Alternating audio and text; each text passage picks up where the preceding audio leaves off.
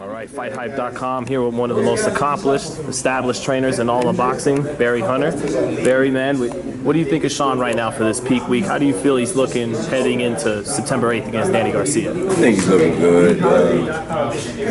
Shawn always been, ever since a kid, a hard worker. So, and he listens to his dad. You know what I mean? And, I think leading up to this fight, at this particular point in the fight, I think he's good right now. You went up against Danny with Lamont Peterson, close fight. Some people thought Lamont won. Did that fight help Shawn to prepare for Danny, that experience going against Danny? Well, I think I heard his dad speak to you the other day. And, people see me with Shawn now, not knowing that, hell, what, 20 years? 20 years in. I'm 20 years in with these guys, man. So, it's going a whole lot deeper. Mm-hmm. Okay. Than just a guy you bring in camp to try to help out. And Shawn's first about 10 or 12 professional fights, if you look in the archives, I was in the corner with them. So, no one worries. I didn't know that. Yeah. I mean, just dig it up. In fact, Kenny showed me a picture the other day, and I was like, wow, where'd you get that from? One of his earlier fights, and him and I were in the ring, we were all dressed up and everything. So we go deeper than just bring somebody in, to help out, for a particular fight. So what do you feel your main purpose for Shawn is to help? Do you help draw up the game plan with Kenny, or?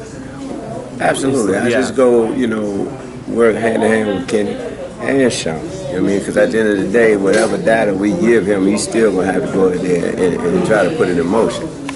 Faith without work is dead. So we can tell him everything in the world, but if he doesn't get that down and go in there and put it in motion, it's no good. So I'm only here to help Kenny and Shawn in whatever way they need my help and to try to get that victory that night. What do you see happening that Saturday night, September 8th? Oh, it's going to be a serious fight. It ain't going to be nothing easy about it. Because love him or hate him, you can't take nothing away from Danny. Danny can fight too.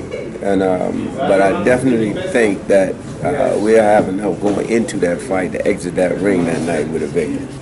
But when fans, when we look at Danny, we always look at the left hook, counter punch. What do you think is the thing you got to watch out for? You really got to prepare with Danny Garcia. Danny is a dangerous guy, you know what I mean? And a lot of times, if you look at a lot of his fights, especially early on, a lot of them fights Danny wasn't picked to win those fights. You know what I mean? So he beat the odds a long time ago, number one. Number two, he's a strong guy.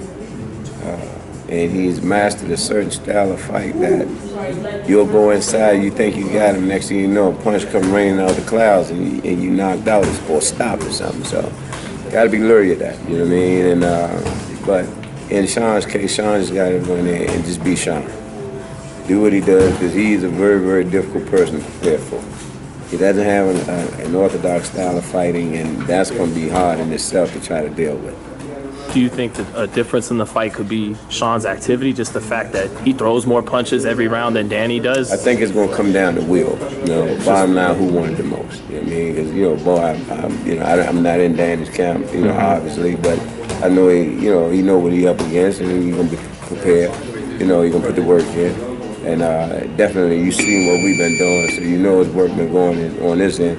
So it's going to boil down to who won it the most. You know what I mean? And Shawn's been champ, Danny's been champ, so as a matter of fact, they were in the amateurs together at the same time. So it's going to boil down, I think it's going to come down to will who won the most.